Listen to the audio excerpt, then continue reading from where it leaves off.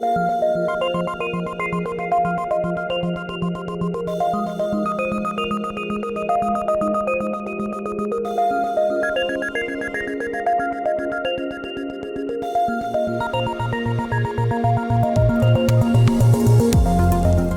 and welcome to the show Beyond the Journal, where we discuss social media, digital education, and current controversies in cancer and medicine. I'm Dr. Jack West, Associate Professor in Medical Oncology at the City of Hope Cancer Center in the Los Angeles area, and I'm happy to be joined by my co-host, Dr. Charu Agarwal, who is the Leslie M. Heisler Associate Professor of Lung Cancer Excellence at University of Pennsylvania's Abramson Cancer Center in Philadelphia. Hello, Charu.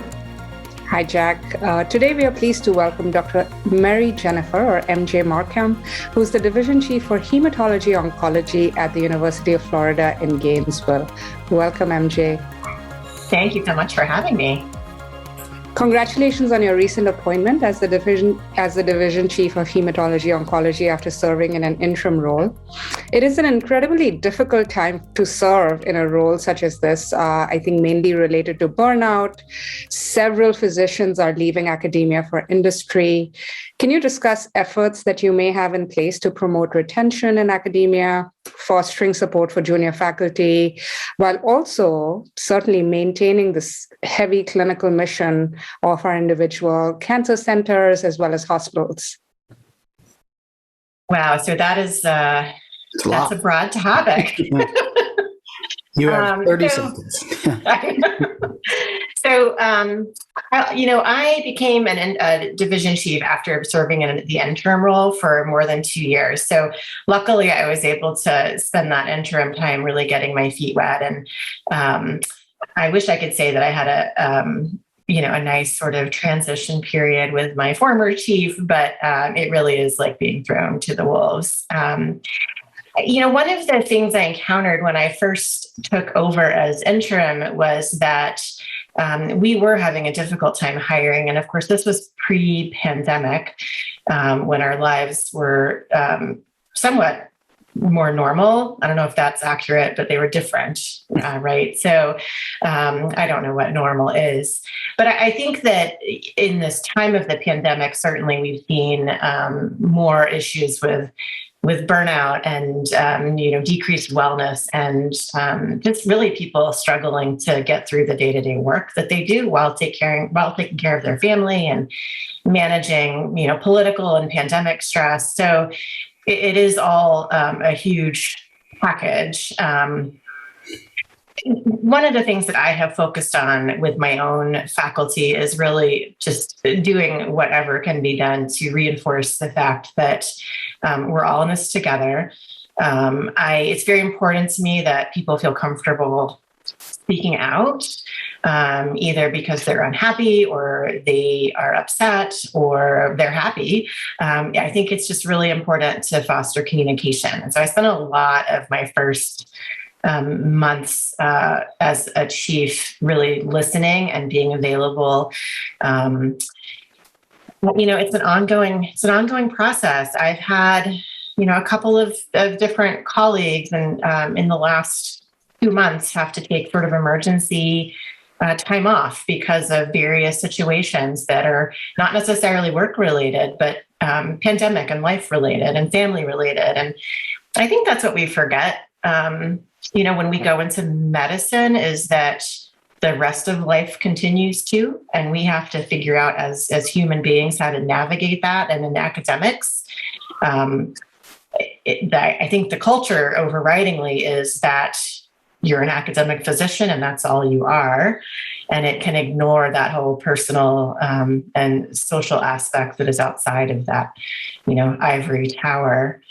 So I've tried to break down those walls and barriers within my own division. And I think it's been helpful. I've been able to recruit, a lot of faculty, 8 to 10 faculty in the last 3 years. And it's hard to hire the first one, but I think I feel like we've created a culture at the University of Florida that it's a good place to work. It's a place people can feel supported and do the work they love, but also be the kind of people they want to be in the office and outside the office.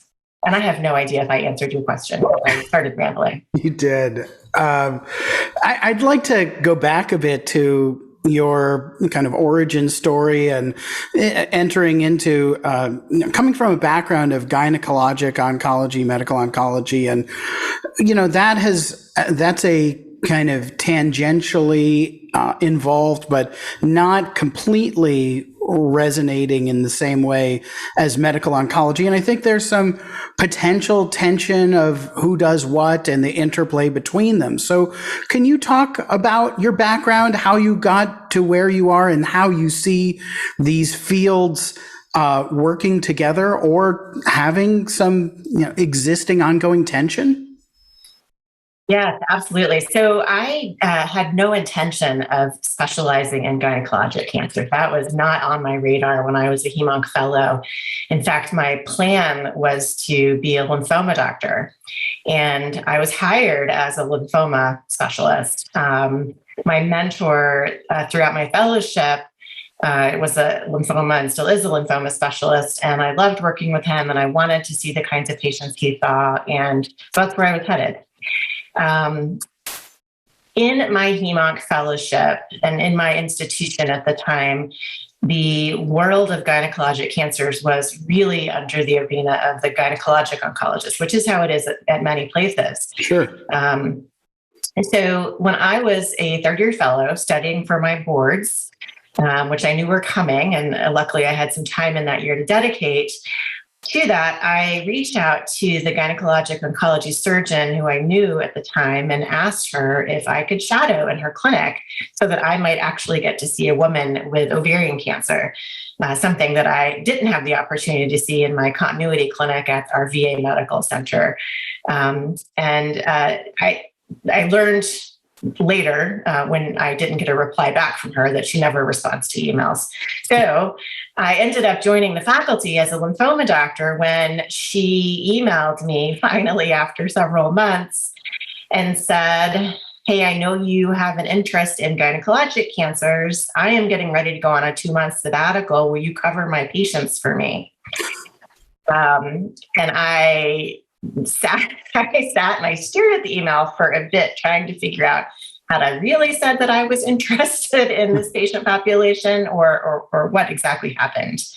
But I was building a panel. I had 3 full days of clinic, and I did not have enough patients to fill that. And I did want to learn, and so I agreed. And we worked out a coverage scenario where she had another gynecologic oncologist who would handle the surgical piece of her practice, and I assumed the care of a pretty decent sized panel of patients who were undergoing chemotherapy. When she got back from her sabbatical, I think it was a new experience for her working with a medical oncologist, and I was young and probably impressionable, and she was actually really great to work with, and she wanted to do more of that. So over the next 2 years, we worked really closely together and created the multidisciplinary program that we have now. So now at the University of Florida, the model is medical oncologists work very closely with our gynecologic oncologists, and we have a nice multi-D team that includes radiation oncologists. We have shared decision-making. We have a weekly tumor board, just like the other disease site groups do. It took some growing pains because that was not the model, but we persevered. I persevered, and I ended up actually doing a combined gynecologic cancer work and lymphoma work for probably the first 5 years of my career, and then transitioned solely to gynecologic cancers. And I'll say that my first meeting of the Society for Gyn-Onc, SGO, they took a straw poll of the audience to find out how many medical oncologists were in the room in this big auditorium, and there were like 5 of us. So I was a little intimidated, I have to say, and it's still a very, and probably always will be, a very surgically dominated specialty. But I think there is more and more of a role for medical oncologists in this space, especially with a lot of the novel therapies and then the clinical trial work that's going on. So I think that what we have here is a real partnership, and we're actually recruiting for additional gynoc surgeons, and it's always a little bit of a tricky conversation talking about expectations of how we work, because gynoc trainees do learn about chemotherapy and the medical therapy of their patients, and I think they also want to do that. So it does require some finessing and some. There's nuance to the relationships. Can I just follow up a little bit on that, and how much of it? My sense, and I worked in a community-based, research-oriented, large setting, but my sense was that the gynoc surgeons did systemic therapies because that was historically, 'twas ever thus. And, almost a historical accident, the way that hematology and oncology are paired together, but they're pretty different fields right now. And so my presumption is that a lot of surgical oncologists or gynoc surgeons would rather be doing surgery and leave the systemic therapy to medocs. Is that a fair assessment, do you think? Yeah, it is. And I think that it really varies. What I've seen is it often varies by generation of gynoc surgeon. When we've interviewed, for example, many more experienced gynocs or more senior gynocs are really happy to sort of give up that chemotherapy piece, because there's a burden that comes with that day-to-day management. A lot of the gynocs who are coming out of fellowship, though, or who may be more academically inclined towards a clinical trialist type path, I think do still want to keep that involvement. And so this is something that we are going to struggle with here at the University of Florida, because we are in a time of some changeover of some of our faculty. I think we can work out a good partnership, but it really is, I think, a generational thing. Great. I trained at a place where medocs, served in this role, very similar to how you practice, MJ. And interestingly, our program director at the time was one of the main medocs seeing these patients, and he also saw lymphoma patients. So I don't know if that's a combination. That's a thing. Okay. So we want to just turn to this recent piece in ASCO Post on gender bias and harassment in hematology oncology. Congratulations for getting it published, and I think well-deserved attention. Do you find that this is an issue more so in hemonc, or do you view this as an issue in medicine in general? Or even beyond that, is this medicine? Is it hemonc, or is it broadly societal and we are hemoncs in medicine? Yes, to all of that. I think it's a thing. And it's a thing. And so we are, I think, just now highlighting and turning that spotlight on to different sectors of our communities, right? And so I think it's the time that the light is being shined brightly on hematology and oncology and on other academic medicine and medical specialties. So yeah, I wish it wasn't a thing, but it's a cultural thing. And I would have to say that, it's probably very culturally focused on Western communities and United States. I imagine situations in other countries maybe even more challenging for women. And I know that there are certainly those. So this is a very US-centric piece that was published, and it really was a group effort, a lot of folks involved. So definitely a group effort. I was impressed that you had many, specific comments, thoughts about concrete things that could be done in academic medicine and mentoring. Can you talk a bit about some of the suggestions you all had? Yeah. So, I think number one is just being aware. Being aware is such a huge thing. And I think it's very easy for us as human beings to go through our daily life and not be aware of subtleties and things that are happening. But I don't recall the specifics of what we suggested because I've written about this a few times. But some examples would be, saying something. If there's a situation happening that clearly is making someone uncomfortable, but speaking up about it. And that's seems so simple, but often doesn't happen. And I think that responsibility falls on all of us, not just men to speak up, but men and women. It's easier, I think, it's always, I think, easier if you look at the literature for a white man to have his voice heard than a woman who is a minority, for example. But I think we all do have responsibility to speak up. Having someone to go to, some kind of a reporting system that is non-judgmental and willing to listen is really important. And I think we have a lot of work still to do in the societal setting.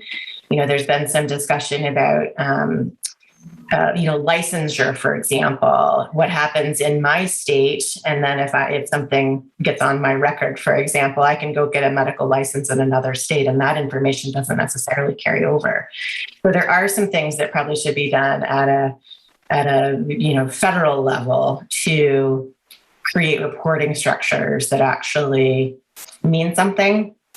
I think one of the dilemmas and not just in academic medicine, but in probably any medical hiring authority is people who do bad things tend to find other jobs and get promoted up, right? That's a common thing that we've seen this. We've talked about it a little bit. Yes.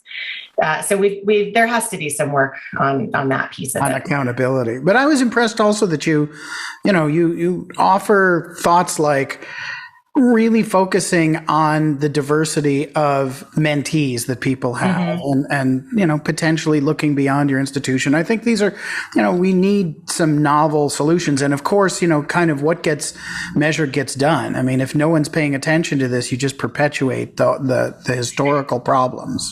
Yeah, absolutely. Absolutely. And, the mentorship piece is important. I think, this is something I struggled with when I was a junior faculty, of not really having a mentor who certainly who looked like me. And I'm a white woman, so that shouldn't be hard to find, but it was back when I was starting on the faculty. But also who did the career things that I was interested in. And I think this is an area where social media has really helped because it has really broadened those opportunities to have mentors or mentees across a wide spectrum of locations and just however you define diversity. Social media has really opened up that pathway to improve our relationships and broaden them. Absolutely, making us a more truly global place. We can reach out to folks using social media.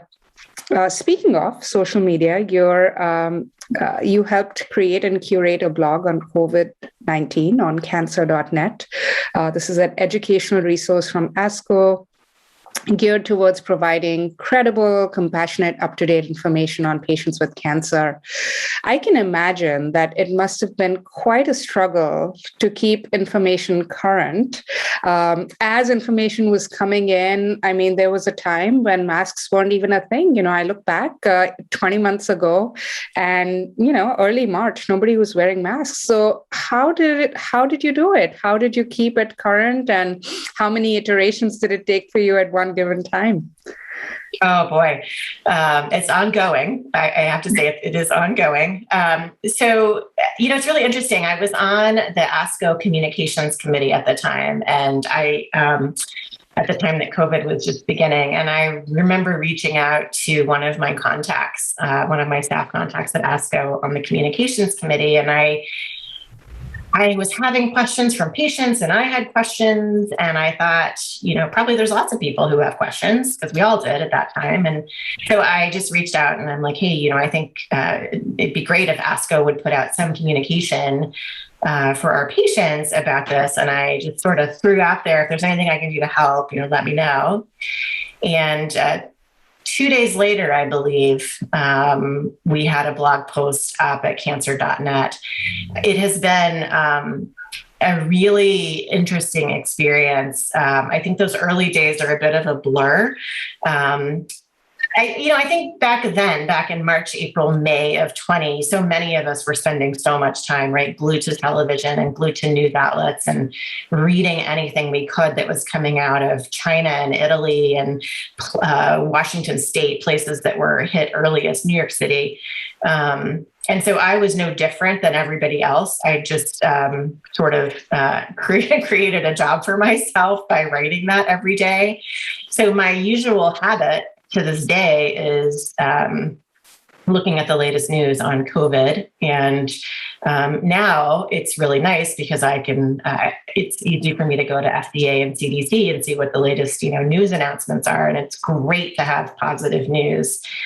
But that blog post, I think, was initially, under 1,000 words, and at one point got up to 6,500 words or something crazy like that.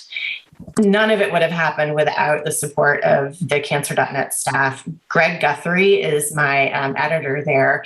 And I have 4 people who are saved on my phone as favorites that I text with. My husband, my daughter, my son, and Greg. And Greg and I text every day since March 3rd of 20. And so by 11 a.m., I have updates ready to go if we need to have them ready. What's it been like? Has there been any, blowback? Obviously COVID, and you're in Florida. I mean, I think it's a politicized medical issue, and COVID is an epicenter of that. I'm sorry, and Florida is an epicenter of that, the politicization. So in your clinic life and with ASCO, I mean, is there a separation of church and state, or is this something that you're, sometimes getting critical comments that, that are more socio-political than medical? So in the blog arena for that COVID blog, I'm not aware of any. I have not personally gotten any negative feedback or controversial feedback.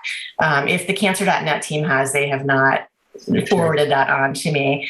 But my own patient population knows that I've been, publishing this and have been very outspoken about COVID. And I have focused on the medical data, as most of us physicians have. And so when politics start coming up, I bring it back to the medical data. I have had some awkward conversations in the exam room with patients who have been reluctant to believe in the realities of COVID, or vaccine hesitant patients. And, my approach has, it's fluctuated. I think I've had some episodes where I've been irritated, but I just try to bring it back to having a conversation. And I think, having that one-on-one conversation in the exam room, even though it makes the visit a little bit longer, is worth it. I have, taken every little small victory I can when I've been able to convince a patient or their family member or both, to stop at the pharmacy on the way home and get a vaccine. The environment in Florida is tricky. So at the University of Florida, for example, and at the other state institutions, we have not been under vaccine mandates. And that is a purely political,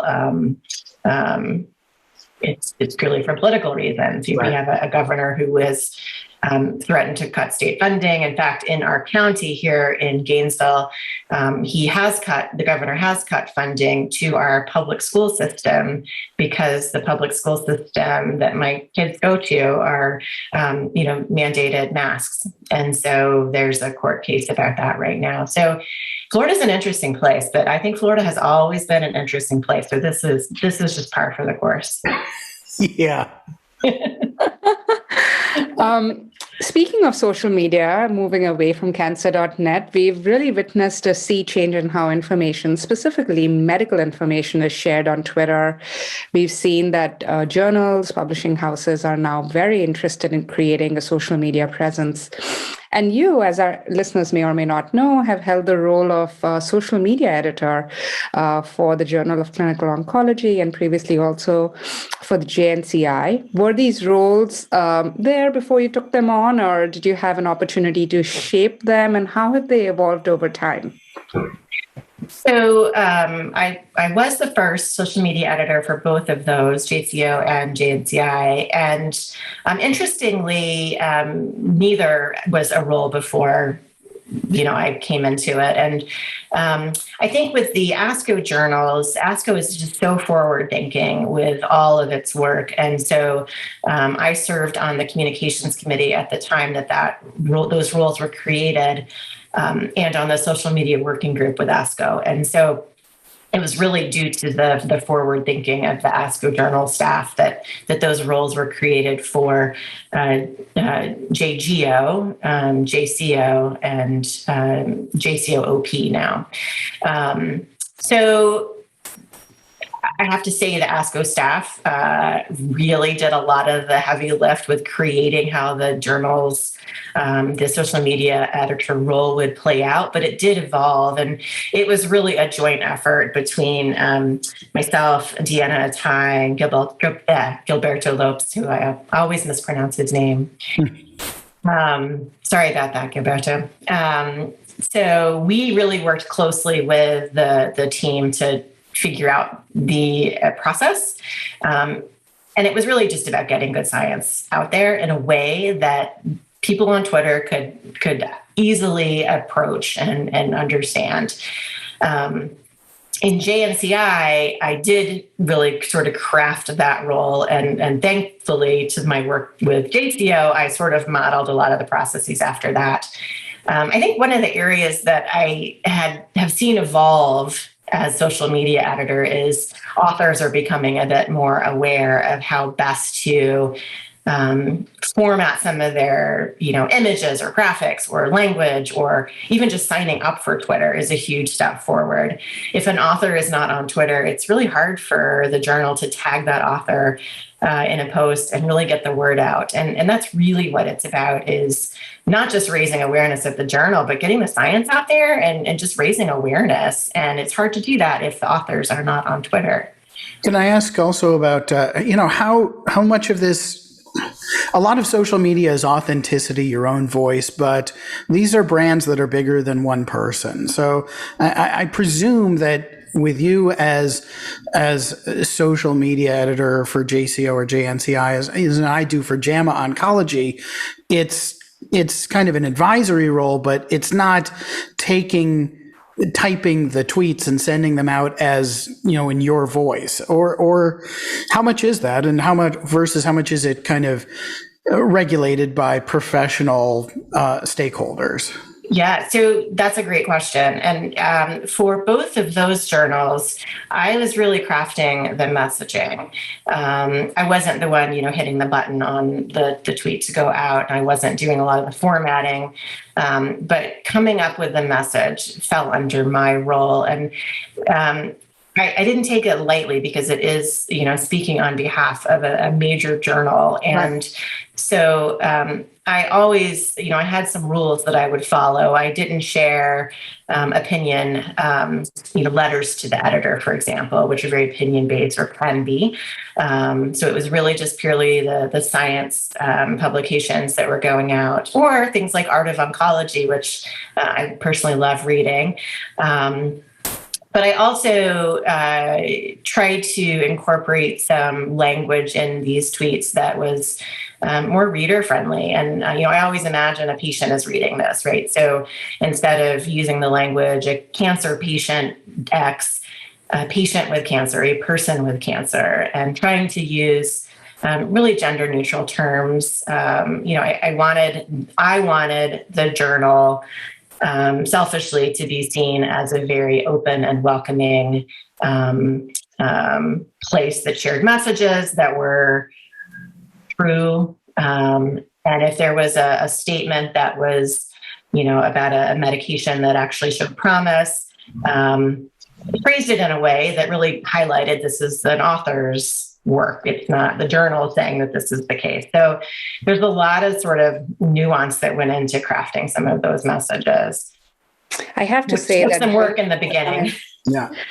I have to say that journals are becoming much more facile at asking authors to input this information. And I came across this a few years ago where I was sort of almost required. I don't think it was a mandatory field, but, it was sort of like a highly suggested field that please fill in your Twitter handle. And, it's really ushered in this new wave where you can really keep up to date with a lot of literature if you have an active Twitter account and you follow the right accounts. I mean, I just want to acknowledge that there is so much information, incredible information that's being doled out there. So thank you for your work on that. And then tell us about your personal journey on Twitter. How did that get started? And do you share with junior faculty or do you advise junior faculty or your fellows to join Twitter? And how do you approach the conversations around social media? Because it can be viewed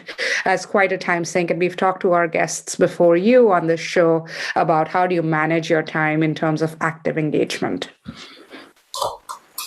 So I have been on social media for a long time. I really got started personally in just my personal life. I actually, when my son was born, he's my youngest, I was on maternity leave with him and created a blog. And so as part of this experience as a food blogger, really social media, being out there on Instagram and Twitter was the way to go. So I had a personal presence before I had my current account. And what I found was when I sort of evolved over to just this professional account that I use on a daily basis, it has just been such a powerful connector for me with colleagues and friends and patient advocates and all kinds of people. So obviously I'm a believer. I'm a believer in it.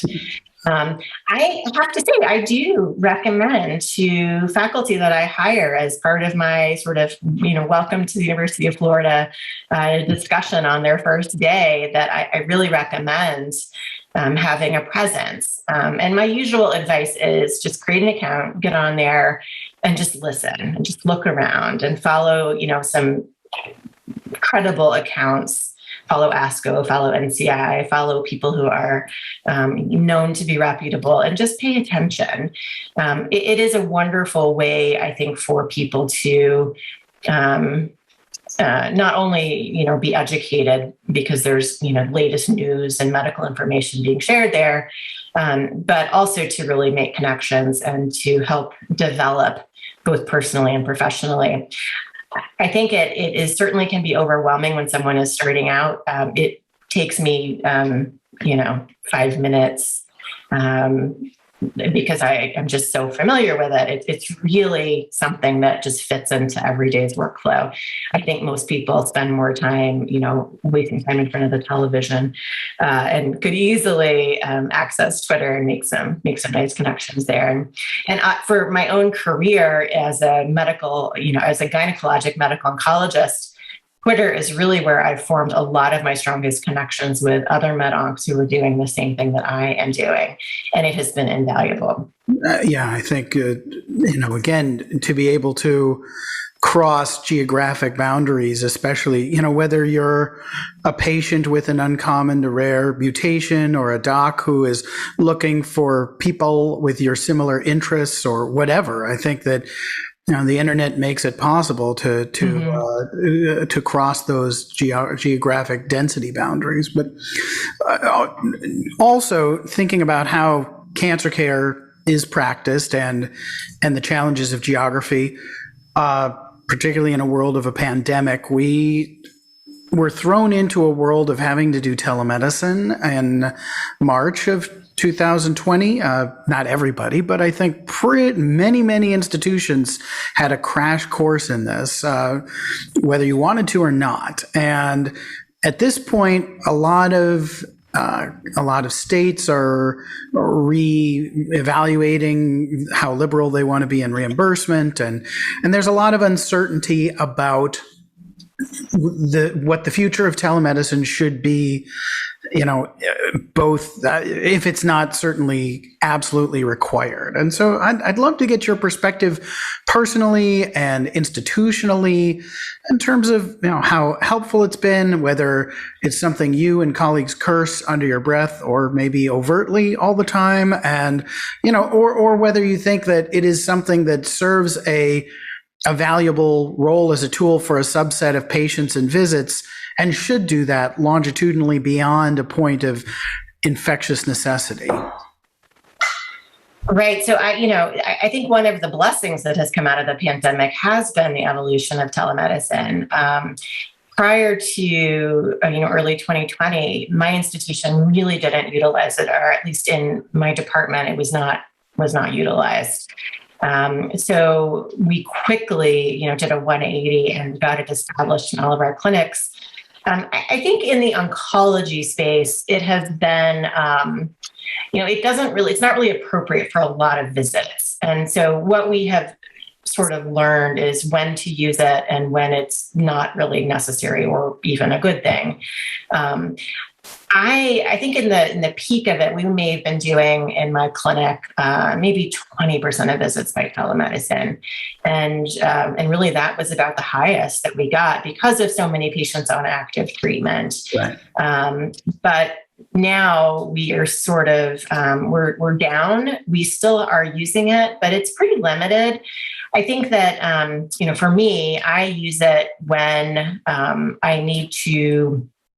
Or when I have a patient, for example, who is not on active treatment, but is under hospice care, and I'm able to see that patient for a palliative care visit in their home, and they don't have to get in the car and get uncomfortable and drive in. And that has been great. It's been a really nice way to keep track of those patients in their home. Another way that I've used it is for people who drive a long distance. Florida is a big state. We're surrounded by a lot of rural areas. And so my patients not infrequently are driving, 1 to 3 hours to come to my clinic. It has been a really nice resource for follow-up visits for patients who physically don't really need to be in our clinic. So we use it more out of convenience now than really anything pandemic related. And I think it's great. It really saves patients money and time. They don't have to travel. I think, there are some things missing, but there's actually a lot of value, I think, in getting to see where your patient lives and getting a peek at what the setup is. Is it safe? Can you immediately tell that there might be an issue with safety in the home? I love seeing people's pets. I love getting to meet the husband or the grandkid. It's really been, I think, a nice glimpse into people's lives, and I think patients feel comfortable with that too. So, I think there should be a role for it. I think in the oncology clinic, it sort of depends on the patient scenario, but, I do have patients who are on oral therapies, oral PARP inhibitors, for example, who are in a follow-up phase where I know their labs are not needing to be checked too frequently, or they can use a local lab, and it's perfect for those type of follow-up visits. This has been a lovely conversation, MJ. Thank you so much for joining us today.